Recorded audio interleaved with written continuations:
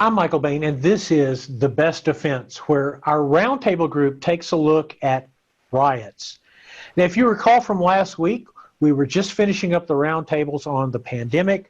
We were talking about coming back in July with half-hour shows, and immediately as when we stopped recording, the entire country apparently fell apart. So you can't leave it for a minute. But we decided as a group to come back together to talk about this because all of us here, Michael Janich, Mike Seeklander, Rob Pincus, Dr. William April, and I all have actual experience in riots. And we have them either as journalists, we have them as law enforcement, we have them as military. So what we're going to talk about a little bit today is not best practices that we read last week on the internet, but in fact, things that we have learned in the street. And they're information that can keep you safe, can keep your family safe. And I think I'd like to start off by just a clarifying incident here. Our focus is not on judging what the police did in Minneapolis. A judge and a jury are going to do that. That's what they're there to do. But it's worth noting that, and I want to say this up front, the police have taken a lot of heat this week.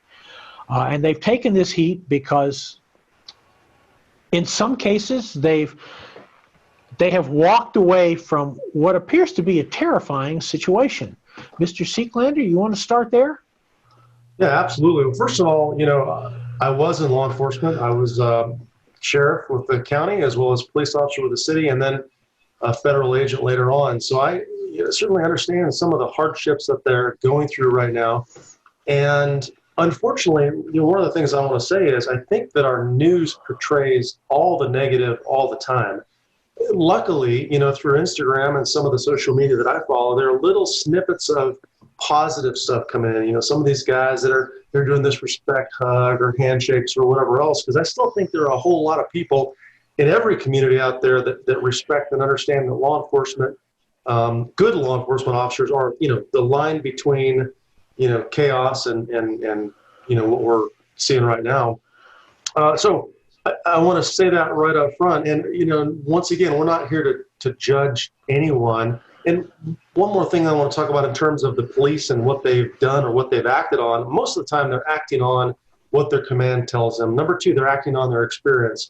Now, the individual officer kneeling on the neck, we could talk about that for hours in terms of the technique, because I spent a lot of time doing that kind of stuff.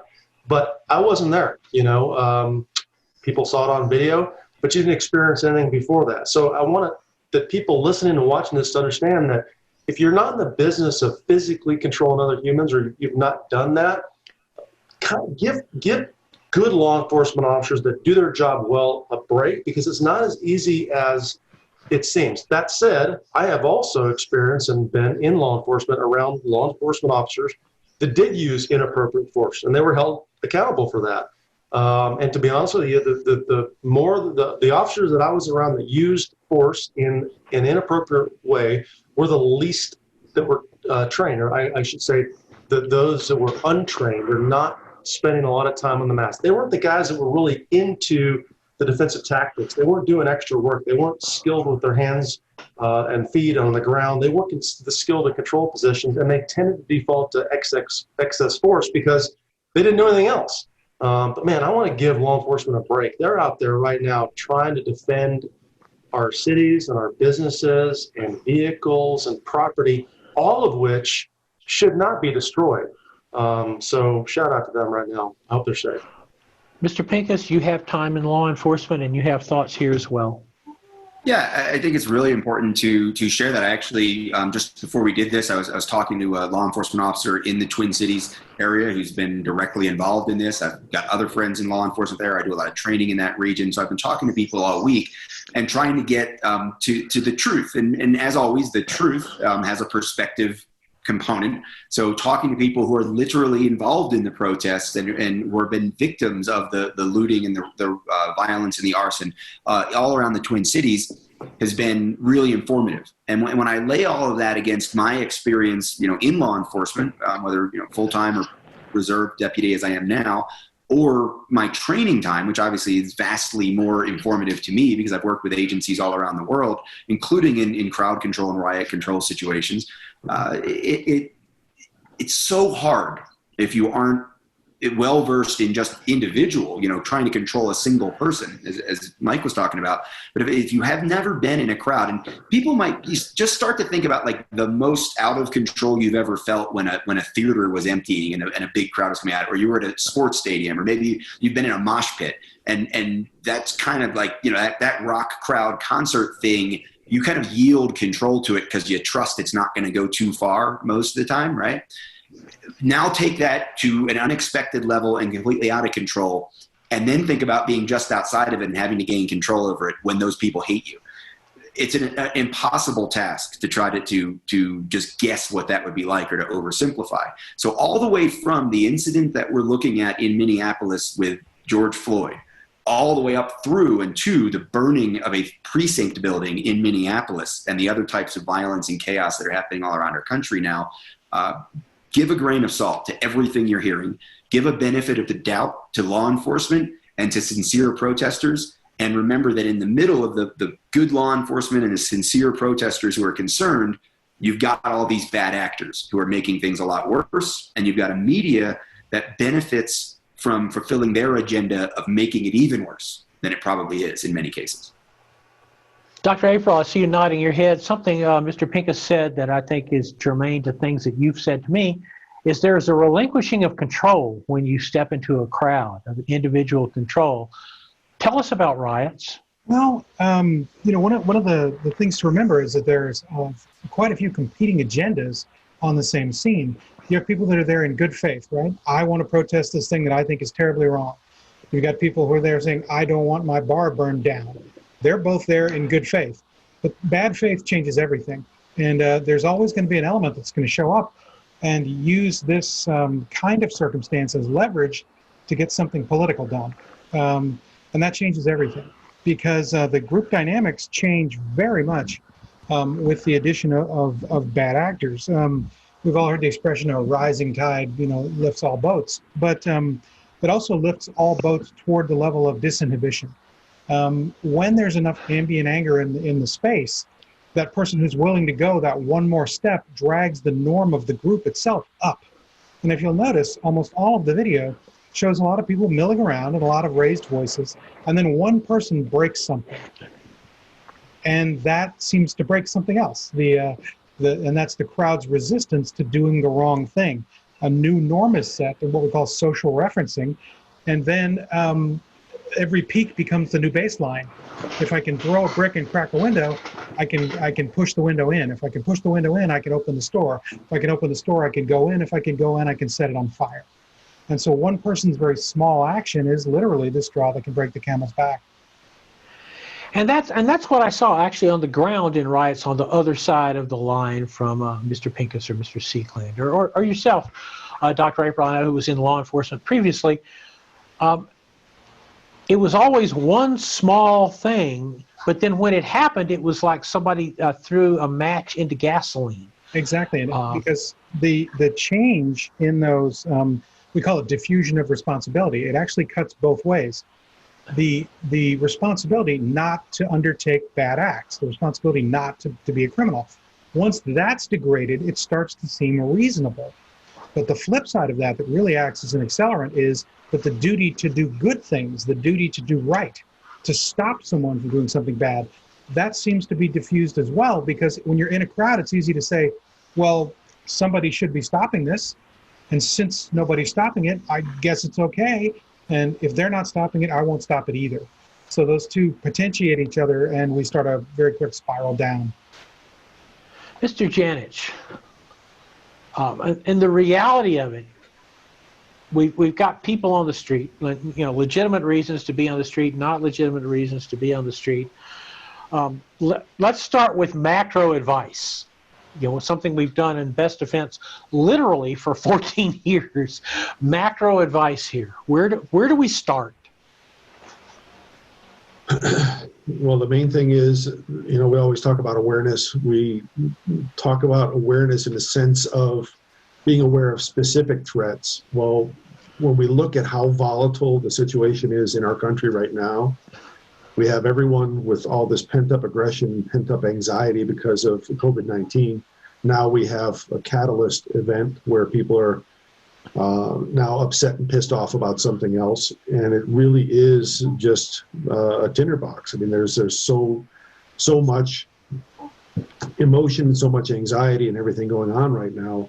Being aware of that and being aware of how volatile the situation is, you have to be that much more avoidant, because riots can happen at any time. But when you're in a situation where essentially the context of what's going on in the entire country is at a point where it could flash up at any point, you have to be aware and prepared for that, which means you have to be extra avoidant. It's just, again, it could happen at any time. Now is a time where it can happen and has proven to be happening with regularity. So you have to be aware of that. And you have to be extra avoidant. And people hate that, don't they? I mean, when we started talking about awareness and avoidance, people were like, "Well, boy, aren't you chicken shit? Are you going to run? Are you going to be there? Are you going to do?"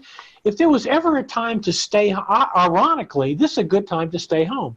Fair words, Mr. Pincus, that if you want to express your disgust and stuff, be real careful about where you do those demonstrations. But I guess the macro advice is you need to pay attention to what's going on in your community, not Minneapolis, unless you live in the Twin City areas. Mr. Seeklander, if you say, okay, Tulsa, of course, has been hit pretty heavily in the last few days, what sort of information do you think makes sense for people who live in Tulsa or who live in a community that is experiencing some sort of upheaval in certain areas? What information do people need to collect like yesterday?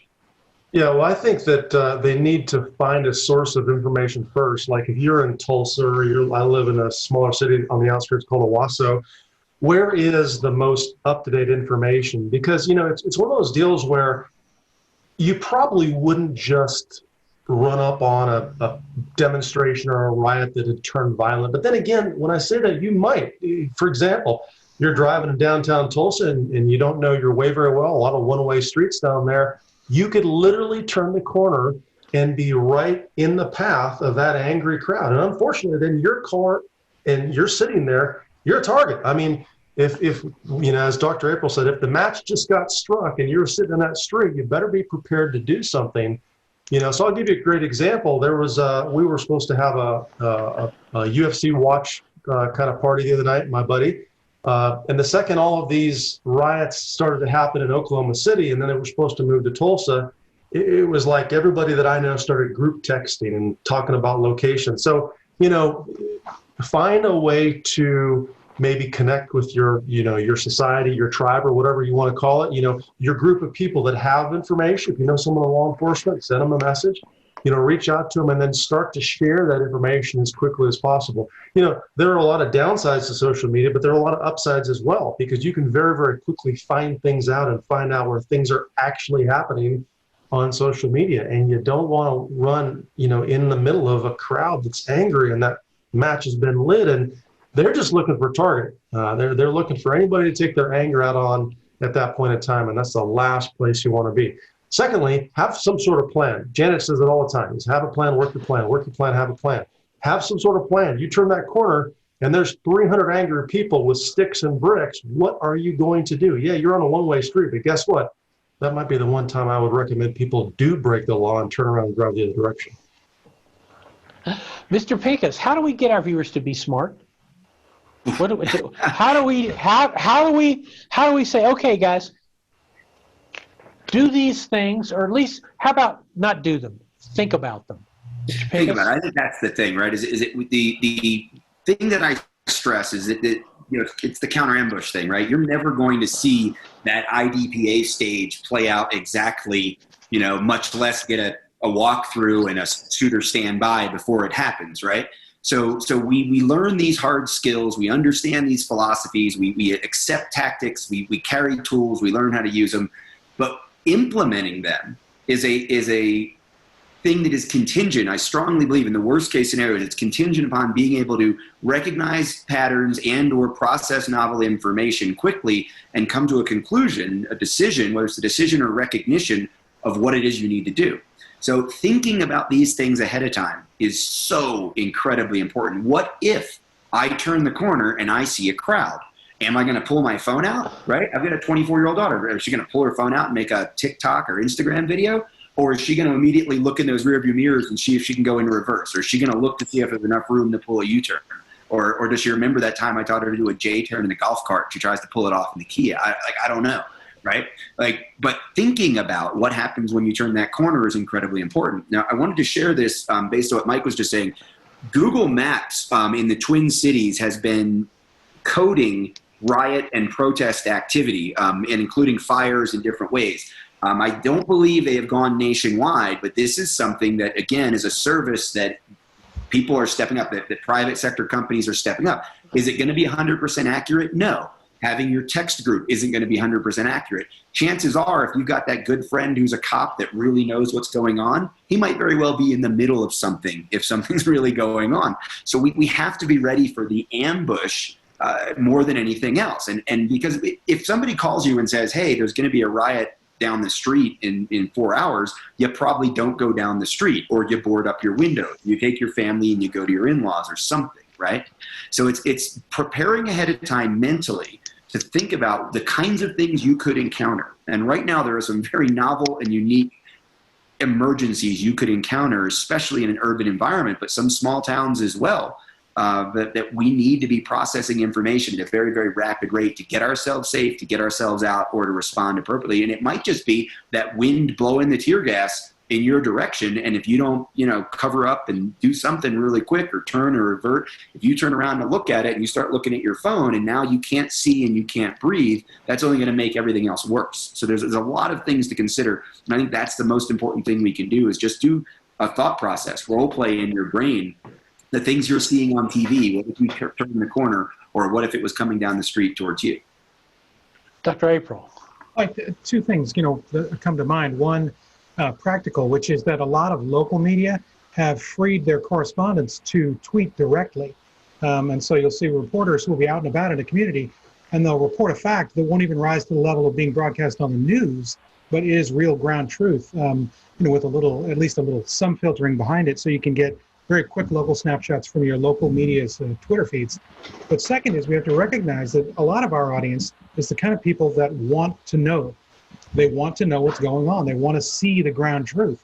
And this is the worst possible time to let that run riot. Going downtown just to see it for yourself, that's not a good enough reason to expose ourselves to the kind of risk we're talking about. Now, again, that's an easy thing to do. I wanted to touch that. If you go back into the mid-1990s, there was a crash on the ground of 2 jumbo jets in the Canary Islands. And a lot of people died. And the question after that was, wait a minute, they're on the ground. They had a sliding thing. You could open the door, slide right out. Why would people burn to death? And it turned out that the studies were that because people had never in their minds said, what do I do if the plane catches on fire? Which is now why in a plane they tell you what to do. The light will come on, you will follow the light, you'll jump on the exit, you'll slide down. It turns out, if you wanted to call it deer in the headlights or anything, if you don't have an index card in your head that says, if X then Y, it's a really bad time when you actually stumble into X to decide what Y is. Mr. Janich, I know this is something that you've researched forever. And again, talk about this issue. Well, it's something that we harped on a lot in the Best Defense, and it was one of the things that we kept reinforcing, because it really is the first step in any kind of a plan, which is to accept the fact that something bad is happening. And that denial, really, that is the crippling factor. So no matter what you do, the first step to doing it is to say, you know what, I need to do something. I need to accept the fact that something bad is happening. There's something happening that is beyond my control. And to ensure my survival, I need to start doing things. But to stand there and look at it, like you said, with the deer in the headlights look, to assume, hey, this can't happen to me, nothing bad is going to happen. You start rationalizing to yourself, I don't need to do anything because nothing like this has ever happened before. So it certainly can't be happening now. Well, it can. And again, going back to what, kind of the way we started the conversation was to simply look at the situation that we're in right now. We look at the level of anxiety. We look at what's happening. If you turn on the news, this stuff is real. And just because it's not happening in your neighborhood yet, it's still happening. So the likelihood that you could be someplace where something like this does happen is very, very high right now. And that alone should be enough for you. Like Rob said, you need to have a plan. You need to be able to start implementing it, start wargaming and thinking what you're going to do. But that very first step is to say, okay, yep, this shit's real. And it could happen to me. And when it does, there's not going to be any lag time. The plan needs to start now. That's an important word, lag time, isn't it? The time between stimulus and response. Dr. April? There's an interesting rule about novel events. You can't prepare for a novel event. And so people tend to say, well, I'll believe it when I see it. Actually, it's the opposite. You will not see it until you believe it. Until you believe that it can happen and is happening, you simply will not see it. We call it monolithic denial. You'll see people that are terribly injured, let's say in traffic collisions and things like that. And when you'll say, sit down, your leg is broken, they'll say, no, it isn't. They just can't process what's happening. And so we've got to start recognizing that what we've seen limits what we can see. And we have to try very hard to see the world as it is actually happening, not what we expect. Let's talk about a little bit of like tactical issues on the ground, if you will.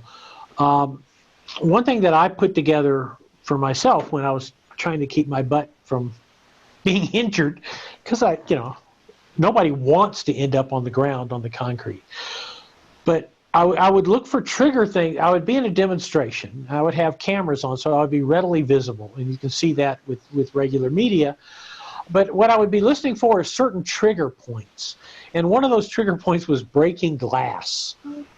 When I started hearing glass break, that told me that the situation had now altered, and then my responses started to alter to that. Mr. Pincus, you look like you have a thought there. Yeah, I definitely. I think that's part of that recognition pattern stuff, right? You're never going to react, right? I distinguish in reaction and responses. So reactions are glass breaks and you turn to look at the loud noise. But your response can either be improvised or trained, right? And if you've thought ahead of time about what you're going to do, it reminds me of, we always talked about that idea of the flood, right? Like if you live in a floodplain and you're near the river, you have hard markers. If water hits the tree 100 feet from the back porch, when the water reaches the tree, I'm going to pack my stuff, or I'm going to take it up off the floor. I'm going to get it out of the basement. When the water reaches the rock, I'm going to make a reservation at the hotel. If the water touches the cement step near my house, I'm not going to start to rationalize and say, well, it's been rising for 3 days. It's probably going to go down. If it hits the step, I pack my family, I take my irreplaceables, and I go to the hotel. And if I start to question that plan, that's when the plan breaks down, the execution of it. So your responses to what happens when the glass breaks, I'm leaving. I feel passionate about this issue. My friends are going to be there. It's a moment in history. I want to participate, so I'm going to the protest. But if glass breaks, I'm out. If I hear police sirens, I'm out. If the police start telling the crowd to move out of the way or get back or disperse, I am instantly dispersing. I'm not going to try to make that decision or that determination then. And to your point earlier, like if there's flames, I'm like, you're probably further than the person who's really interested in safety and personal defense. If there's already flames, you've gone too far. But you've got to decide what for you is the trigger, what for you is the moment when you're going to at least get to the edge of the crowd as opposed to being in the middle of the crowd. What's the moment when you're going to put your phone away and keep your hands empty? And what is the moment when you're going to leave? I think these things are incredibly important to think about ahead of time. Mr. Seeklander, let's expand on that a little. You're in the crowd, and let's say you hear a trigger. You've focused in a trigger point. It's a siren. It's glass breaking. I can guarantee you 99% of the people, including me, has my phone in my hand. What do we do? Well, maybe that's our first mistake, right? If you don't have your hands, we talk about self-defense and awareness all the time. If your head and eyes are here and your hands are full, it's hard to defend yourself. But here's the deal. I would like to say to anybody listening, if you've made the decision to be in the crowd in the first place, like if you made the decision to be in this protest, you're already giving up some of the factors of security that you could have. The bottom line is you have to accept that, number one. Hey, I'm going to go to this crowd because I believe in this particular cause, so I'm going to go protest because of that. Well, guess what? You just gave up security. It's like when you go to, if I go to a concert here locally, I know they're going to take my, or they're not going to take my firearm. They won't let the firearm in, and then I'm in a crowd. So I've automatically given up some of the security I can have here in my home or right out there on the street or whatever else. You got to accept that, number one. Number two, if you're going to be there, there are probably a lot of good tactical things you can do. I think we're going to talk about some of those in terms of your body placement and stuff, you know. But number three, I want people to understand, and I want to say this from a law enforcement perspective, you might be there to peacefully protest. You might be a good person, or maybe you're just a young person and you're super curious because you've never seen a protest, what could turn into a riot before, and you just want to see it. All these people are on the street, they're holding up signs, you want to go check it out. The police that are there to control the situation, guess what? They don't know you. They don't know you're a good person. They don't know your good intentions. All they know is there are 200 people in front of them, and somewhere in that crowd, a brick came hurtling at their heads, which could theoretically, you know, take their lives, so that they don't know who you are. So understand that once you enter that environment, you don't give up all of your rights to self-protection, but you give up a lot of your ability to self-protect just by being there in itself.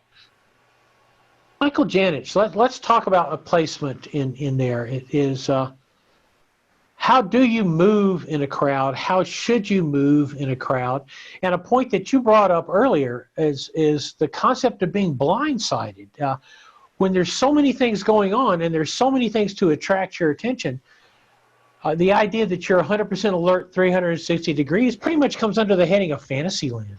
Yeah, exactly. When you look at trying to identify potential causes for concern, in a normal environment, you can be scanning around looking 360 degrees. You're going to be attracted to movement because most places are not so dynamic that you've got everything happening in 360 degrees. As soon as you put yourself into a crowd, now you literally have immersed yourself in activity. There's all kinds of things going on. We don't have eyes in the back of our head.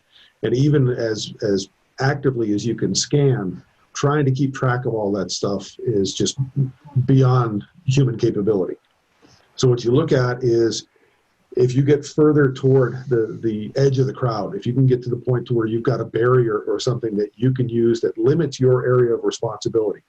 So if you're up against a wall or something like that, and now it's like 360 degrees just became 180 degrees. You have less stuff to be concerned about as far as your area of responsibility. It's easier to see things going on. If you can get to a point to where you can kind of observe trends, if you feel like something is going on with the crowd, being able to get a little bit of elevation so you could look and see, is there movement that is taking the crowd a particular direction? Is there movement in the crowd that is moving away from something else? Like somebody pulls out that Molotov cocktail, is getting ready to light it, and all of a sudden you see the crowd start to move. You try to look for things like that, and then be able to, again, as Rob said, have a plan that, okay, I'm going to move this way. I'm going to look for ways of leapfrogging from, I'm in a reasonably controlled position or a safe position. Where is my next thing? I don't want to just go. I want to go with purpose, and ideally I want to go with as much protection as I can muster as I plan my exit. As something I found as well is it was helpful to have a map, to use maps. One of the things I found in large demonstrations even, but if demonstrations turned into a riot and the demonstration had moved for 5 blocks, 6 blocks, 7 blocks, 8 blocks, you now may be in a part of town where you have no freaking idea where you are. And I have been in that situation. I've been in a part of town like I have no idea where I am. But I'm noticing that there are people selling crack on the sidewalk, and I'm expecting that this is not the part of town I want to be in. I wanted to have a rough map of the area I was in. I know it sounds like, well, this is a good way to teach you to be in a demonstration, but if Dr. April, what else can you do to get out of this? Let's say you put yourself in the soup. How do you get out of the soup? You know, we always harp on being near the edges because edges are options. But that's a little bit swimming upstream, because if you're there to be a part of it, you want to be in the middle of it. You want to get the greatest amount of understanding, and I think our audience is sort of biased in that way. We want the most information, but we have to start thinking about what is a primary purpose. I'd like to think that our primary purpose is to be safe, and that if we can decide when our hard triggers have been breached and the situation is so dangerous that staying there doesn't have any value anymore, we have to immediately get our priorities in order. Because a crowd is an unbelievably powerful instrument.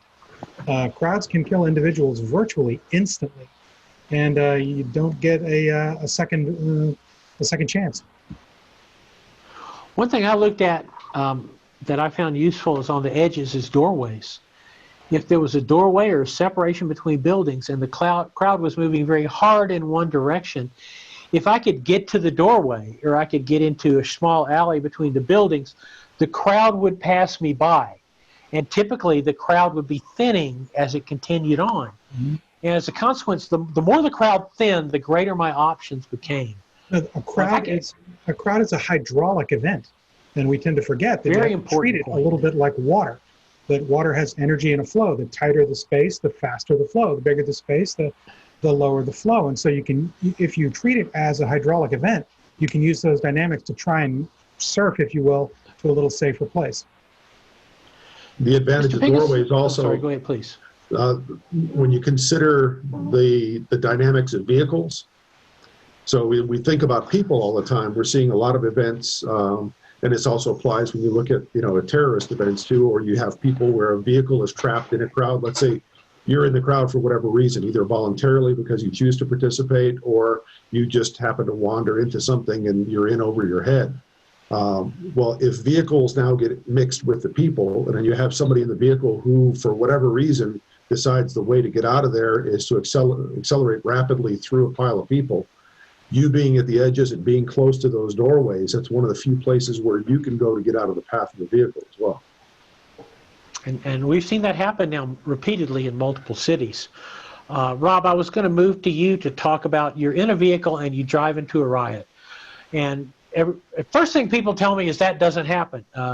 I'm here to tell you it happens. We've seen it happen. It's happened repeatedly over the last few days. It's happened to friends of mine in the last few days. Steps A, Rob. You're in your car.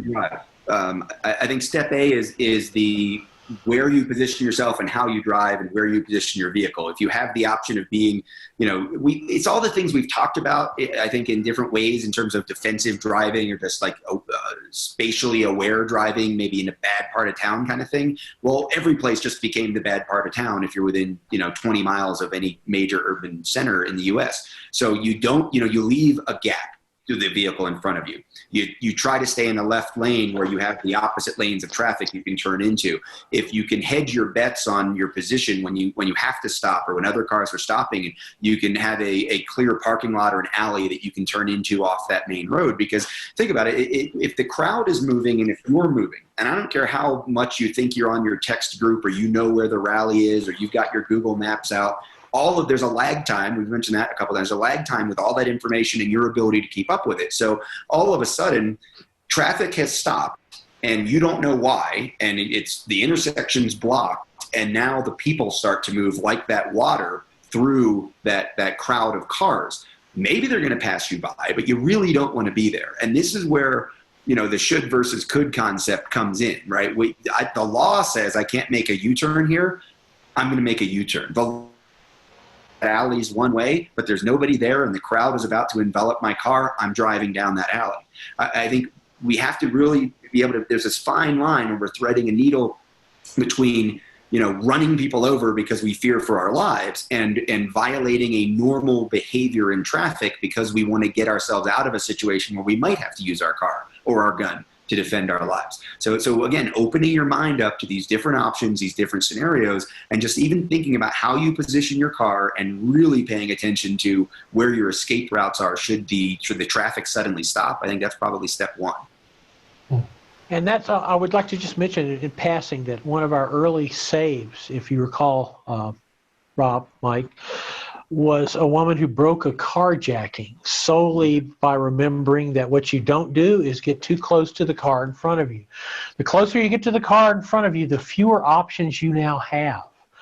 Mr. Seeklander, I mean, you've certainly trained in defensive driving issues, law enforcement driving issues. You're in a car, you got your family. More importantly, not just you. You have your kids. You got your kids. Rob's talked about point one. Talk about point two. Yeah, I think that he made this very, very good points. That if you can get out of there, get out of there. We get that, but I would suspect that if you can get out of there, you would. So we wouldn't have to talk much more about that.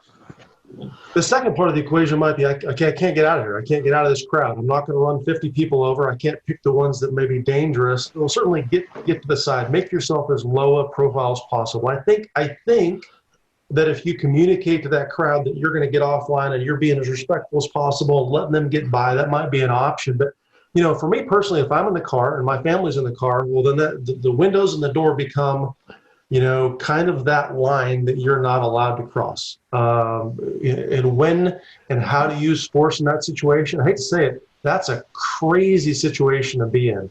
I mean, I couldn't even imagine trying to defend my family against a crowd. But I think there's probably a point where, certainly either at least the brandishing or the visual representation of a firearm might be warranted if they are in a position where it looks like they're going to break through that barrier, the windows or whatever else, because guess what? If they get inside the car and things go bad, things are going to go bad quick. I guess another option would be to roll down the windows and start shaking hands and playing country music real loud, or maybe get a big grease pencil and write COVID positive all over your windows, and maybe that'll get the crowd to slide by. But to me, there's actually no scarier situation other than maybe, my kid falling in the Nile River that's swarming with crocodiles and me needing to make the decision to jump in after him.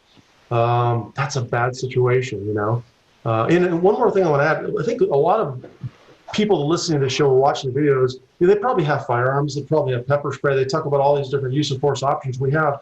Man, I don't know about that pepper spray in a car. Now you're spraying and aerosol on your family members, and now you have the inability to see or whatever else. So, man, that's a scary situation. We have modeled that situation over the years a number of times, and if I recall, Mr. Janich, there's no good solution, and this is one of those situations that we set up repeatedly. And I remember running it where some of our drivers were, in fact, law enforcement officers, veteran law enforcement officers. And, we asked them, like, well, what do you think? And they're like, this is a worst case. Yeah, you can, with that situation, again, maintaining distance as much as possible, being, truly observant as you're driving. So many people get, mental cruise control as they're driving. They're not really paying attention to what's going on, and they end up getting too close to something bad, and they limit their options. We talk about it in the context of carjacking. You always want to see the tires of the car in front of you to make sure that you have that ability to turn. Well, again, as you look at the volatility of the situation and everything, you start to think about war gaming your possibilities. This is something that, again, we all want to train. Well, the next time that you go out driving, what you can do is you can simply look and say, okay, I'm driving down the street and everything, I've got a red light coming up. I'm not going to get too close to the car in front of me. What if something happened right now? What could I do? Could I make a U-turn? Do I have an alley available? And you start to practice that thought process, just as Rob was describing, quantifying those options. And I mean, that's what training is. Training is essentially creating experience in a controlled environment that allows us to then apply that knowledge in a much less controlled environment. So the training doesn't have to be the physical application of skills all the time. It can simply be that mental exercise of, okay, I'm going to do this, I'm going to do this. And that's what helps you get farther ahead of the curve, where you're not behind the eight ball and you say, hey, I don't have any options. I got too close. I'm in over my head and I really don't have any options. Those are the things that you need to start doing now as far as building that thought process. Mr. Pincus. I don't know if your intention was to continue with the vehicles or to move to the next. Let's continue. One last thing, and I'm certainly not going to pretend to teach this class right now, but I would encourage people to think about a couple of points and do the research. And if you can get yourself into a class, it's an interesting experience. But when you think about having to move other vehicles, because if that's the situation you find yourself in and you're trying to get out, moving people is relatively easy with a vehicle. But if you have to move other vehicles, there are some very specific things that you will learn if you study this, if you train it, in terms of pushing, not trying to ram, how to protect your vehicle, the pivot points, the center of gravity of the vehicle is heavier on the front, the engine's in the front, getting on a rear axle and pushing that vehicle, getting your vehicle into low gear so you have the most power to push. There's definitely some things to pushing other vehicles out of the way. It's very easy to learn and understand, but it's something that, if you just thought, I'm going to floor it from 20 feet away and you get up to 30 miles an hour and you smash into a car in the wrong spot, you're just going to disable your vehicle and make things worse, as opposed to crawling up to it and pushing it out of the way. So just some things to think about in terms of you might need to use your vehicle not really as a battering ram, but as a bulldozer. We're lucky enough to spend some time with State Department training at Blackwater in the old days, if you recall, on dealing with vehicles exactly like that. Turns out knocking vehicles off the road isn't nearly as easy as one might think it would be. But Dr. April, I wanted to just a philosophical point, because you spent so much time studying this.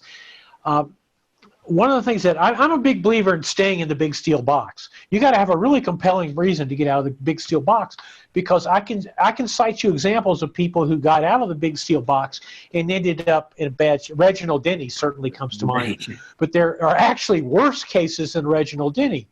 When I believe a gentleman got out in the middle of a riot to say, "I'm okay, I'm with you, I have no case here," and was beaten to death with a concrete block. Talk about the mentality of people in a riot. What's going on there? Well, look, one of the most dangerous is a false equivalency. There's a real tendency to believe that if I'm in a group, everyone else in the group shares my motivation. If I'm a good person out to right some wrongs and strike a blow against injustice, I presume that you standing next to me, looking rather like me, are there for the same reason. And that's not true at all. You may very well be there with a completely different agenda. Let's say an agenda of agitation. There's all this back and forth about what's an agitator and what's not an agitator. But there's been some very interesting research to come out of the French riots of the past few years. And it turns out that it's quite a bit more like a viral contagion than anything else. That there are folks who show up with political and economic and philosophical agendas, and they exhaust an environment by bringing the pitch of the event to a much higher level. And then once it's turned into a true disaster, true chaos, they just leave. Once they're exhausted, the ability to inflame the situation, they just leave. And so believing that everyone's there for the same reason, and then following the lead of someone's there because it's the new normal, is a way that otherwise normal people can get swept up into doing things they would never do, left to their own devices. And so recognizing the power that the group has over us is an incredibly important thing to do. I had a person email me yesterday, and he goes, "I don't have to worry, because if I'm there and I'm in town, I have a gun." I said, "Dude, I have a gun too, but I've also seen brickbats come out of space and land on somebody's head, and it really didn't matter what they had. What they were was unconscious." It goes back to the blindsiding, but it also goes back to the fact that so many people within our culture have seen their firearms as a talisman against evil. And this is one of those cases where evil can easily win here. The last thing in the world you want to do is end up on the street going bang, bang, bang, bang, bang. The car, I think, is a very specialized situation. If my again, Seaclander, my family is in my car, there's a line, and the line is the doors and the glass. We've done tests on what it takes to shatter glass. I believe we've all shattered a sufficient number of windshields and side windshields and the like. But let's talk about. I believe in being armed all the time. I also believe in not being stupid. Mr. Janet. Yeah, well, before Mike goes, just the firearm part of the deal is super important, because if anybody listening or watching this believes that the firearm gives them some sort of safety and security in a riot or crowded type situation, that's the last thing. About the biggest thing they need to have is their brain and their awareness, vision and brain. That's probably the most important thing. The firearm is actually to me, super scary. I totally believe in being armed, obviously, but man, I just couldn't even imagine someone believing that, okay, now I have a firearm, I'm going to be okay in this riot. I got my gun, I can handle the situation. That couldn't be further from the truth. I think that's probably the worst decision you could possibly make. Sorry to interrupt, Mike Janich. No. Mr. Janich, I elaborate agree there. completely. You know, the like you say, so many people carry the firearm like a talisman, and this is going to ward off evil spirits. They also have this notion that, okay, if I draw and everyone sees that I have a gun, they're all going to immediately run. Obviously, a lot of my focus is on edge weapon stuff and everything on the NBC forum, the Martial Blade Concepts forum. One of my guys posted a video. It was of a guy who was in a riot. He pulled out a machete and he started running after other people in the riot with the machete. And basically, he was taken down and beaten unconscious in a matter of like 10 seconds. He was overwhelmed, put down, and literally kicked unconscious and laying there in a pool of blood. So whatever weapon you might pull out, you need to realize you are in such a dynamic situation. Again, you're not with a bunch of like-minded people. These are not necessarily people who, you know, again, share your mindset, your cause, your beliefs, and everything else. And if they disagree with you or they just simply see you as a target, you become a target. And it doesn't matter what weapon you might choose. The situation is so dynamic that you're not going to solve that problem. We talk about multiple attacker situations, and we say, you know, hey, when you're dealing with 2-3 people, things get really difficult. Well, make it 200 or 300, things are really untenable at that point. And there was a famous naturalistic case captured during the Troubles in Northern Ireland in the 1980s. There was an IRA funeral, and 2 British undercover agents were sent to monitor the crowd, and they took a wrong turn and wound up with their car in the middle of the funeral procession, and they were dragged out of the car and beaten to death, even as one of them tried to draw a pistol, and the footage is easily found. But that wasn't even a rioting crowd. That was a funeral procession, but it instantly transformed into a lethal weapon. And they were SAS too. Absolutely. Yeah. And SAS are not chopped liver. I think the best you could hope for is you might be able to have a partial help with your escape mechanism. Mr. Pincus, I know this is something you've also written about, is that you got the gun as a talisman and you think, if I pull this gun out, our experience has been, I think all of us, our experience has been here, that it turns out that there are people who look at a gun and are not terrified and fall over dead. Many of them look at a gun and go, ha, it's not the first gun they've seen.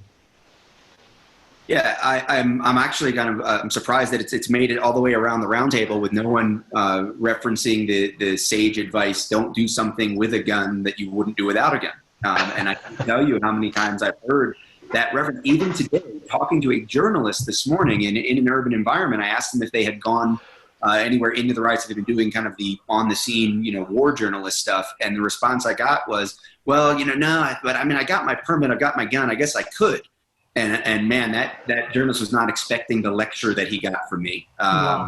The idea of how ignorant was the word I used, and I didn't really get too attacking. I said it's an ignorant concept to think that you'd be okay going there to do your job as a journalist. And sort of to a point you made earlier, Michael, like you've got your camera, you've got your media pass, like put media on a hat. I don't know what you're going to do, but that's going to save you and protect you and keep you from looking like one of the bad guys to the 500 cops surrounding the crowd.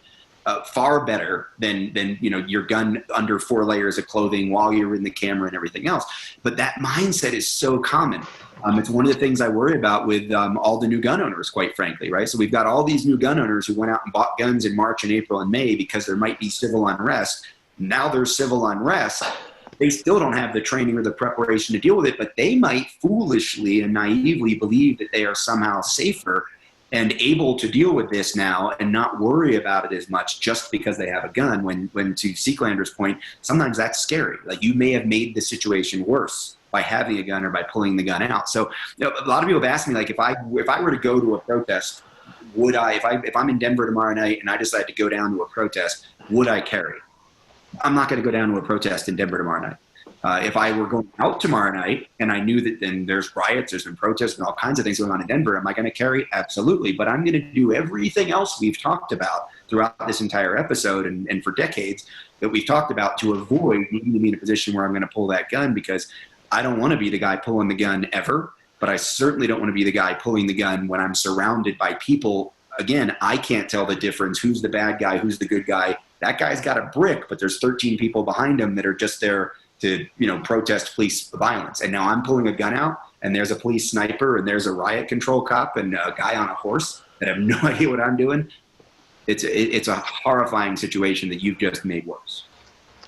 A pistol is as much preparation for a riot as a water pistol is for a forest fire.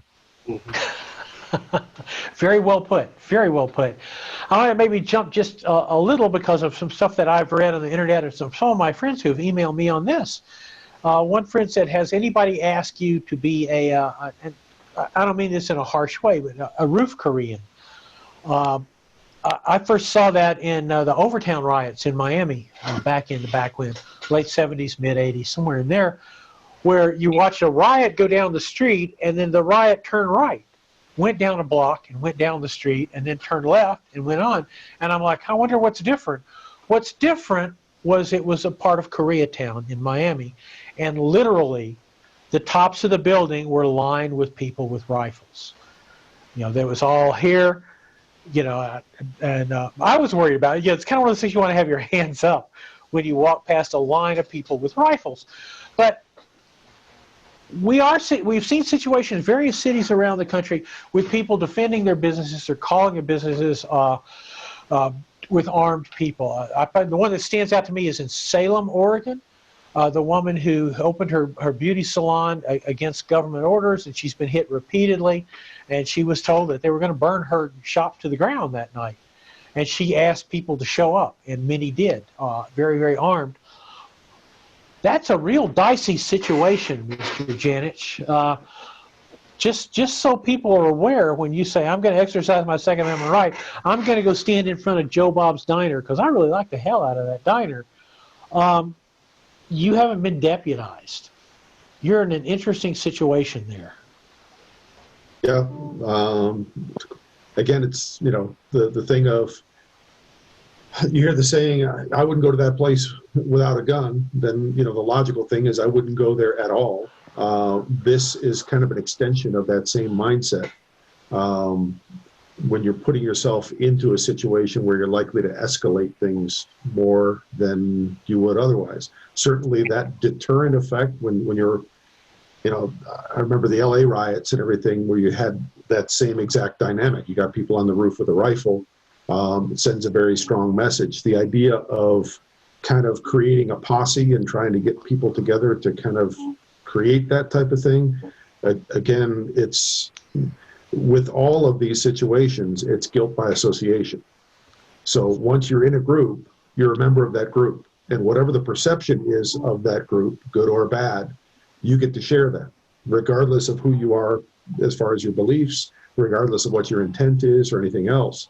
So putting yourself into any situation where you're now grouped with other people,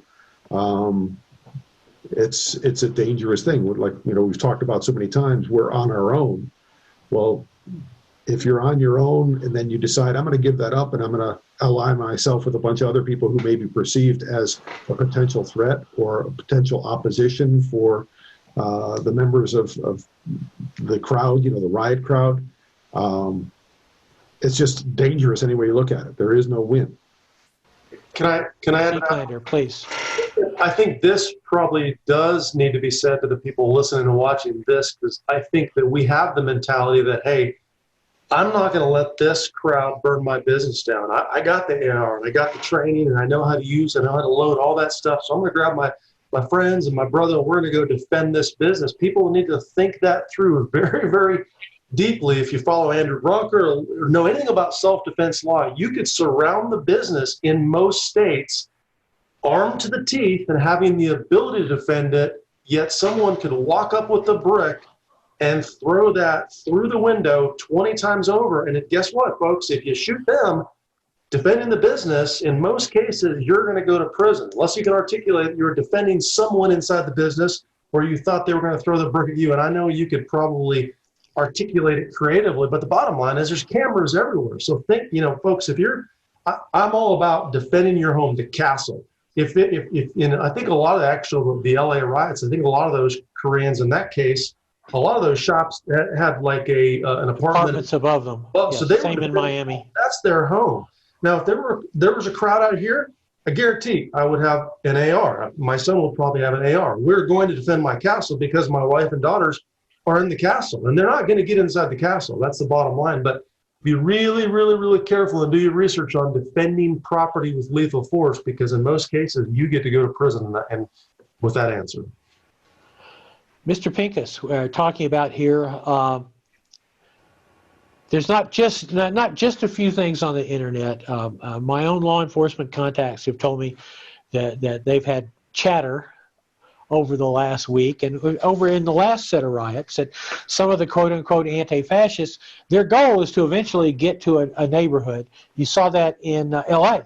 2 days ago, where the L.A. Police Department, their officers had asked them to stand down on some stuff, but when the riot turned toward Beverly Hills, the command was make them stop. The danger always is that once you get into the suburbs and you're talking about people's home, there's a dynamic that is 100% different than anything we've seen yet. There is. I think when we see the police, we talked about it a little bit, that the police standing down on letting their own precinct building burn, let people vent, let people get it out of their system, however you try to rationalize that, that's different from the police standing by while private businesses or a strip mall gets looted and goes up in flame. That seems more like a dereliction of duty. But when you start talking about an apartment building with families, and you talk about suburbs and individual homes and duplexes being threatened by rioters and looters, I don't know the police officer that's even going to accept the order to just let that happen, right?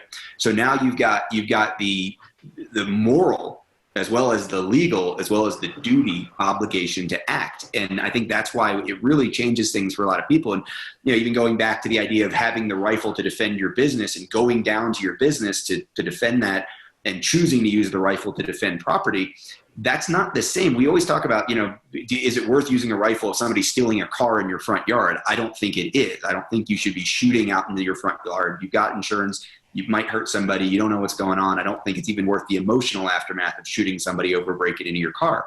But if they're going to burn your home and you're in there with your family, that's a completely different, you're not really defending the property. You're defending the people inside of it. The police officers that are thinking about the needing to defend the people in those suburbs, completely different mindset from defending someone or someone's business or defending a city building or government building. And I think that's one of the things that has to, the video that I shared that a lot of people have reacted to, in addition to, I actually put them together. The video of the guy who was reported as defending the businesses with the machete that got stomped almost to death.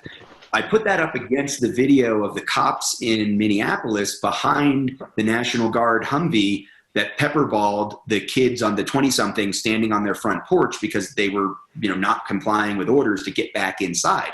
And presumably that's all they were doing. They were standing there on the porch, videoing the police going by, and it was pretty odd to see a National Guard vehicle surrounded or followed by a wedge of well-armored and armed officers, and the officers say, light them up. And they hit them with pepper balls and chased them back into, or at least some kind of a paintball device, and pushed them back into the house.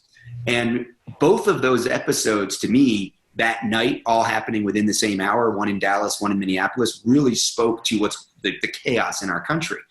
But if you look at it from the point of view of the police officers who are there to protect families, is it right that they pepperballed some 20-year-olds for standing on their own porch? Nope, I don't think so. Do I understand how it got there? Because those 20-year-olds don't want to be on that porch if the rioters and looters and arsonists are coming through, and that's why that wedge of police officers is moving through that community, and you don't know that when you're standing on the porch. So when the police say get inside, you get inside. We talk a lot about compliance and fight it in court later instead of getting shot or making the police officer's job harder. And while it's hard to watch that and it doesn't feel right, that's what's going on there. It's the police trying to protect life and property in the suburbs. And that's a whole different game. And it doesn't look good and it doesn't feel good in the United States, but that is where we are this week. Dr. April, I know it. I think I know everybody. I'm paranoid. It's on the internet. You can look it up. More than that, I'm a public person. I'm a public person who goes on television once a week to tell you how many guns I have. My own sheriff, who I love my sheriff, he says, there's no such thing as a random robbery at your house. You know why they're there, And so, it's rifle time here at the secret hidden bunker in the Rocky Mountains. The driveway is closed. It's all rifles all the time, because I have an obligation to my family because I'm the guy that's public. But as much training as we've done, as much people as we've taught, Dr. April, you're home with your family. Let's talk. I think the thing that's that's happened this week that was most concerning to me was the drive-by assault on 2 federal police officers in Oakland, California. That was a targeted assassination of law enforcement personnel, simply because they were in uniform at a federal installation. Both were shot and one was killed. That kind of targeted killing is a quantum leap from unrest, even from rioting and looting. Targeted assassination, a challenge to the state's legitimate monopoly on force. That's something that should get everyone's attention, because the countermeasures that it would inspire are going to be truly challenging. I think, is it safe to say, guys, and again, we're coming up on an hour, is it safe to say to our audience that we would ask you to err on the side of caution, to be safe, but at the same time, Civil War 2.0 isn't underway yet, or at least it's not hot totally yet, but we need to keep our heads about us right now. I mean, that was the one thing that if I could sum up what I learned in Riots, keep your head, And the same thing about being defensive in this position, of being in this defensive posture. I mean, on a strictly micro level, I am only carrying full-size defensive handguns. That's not necessarily always the case.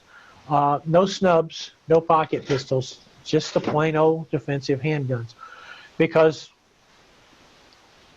in a heightened situation, I want to make sure that I have the appropriate tools. But I mean, that's a micro issue. But let's since we are at an hour right now, let's do a loop. Let's do a loop, Mr. Seeklander.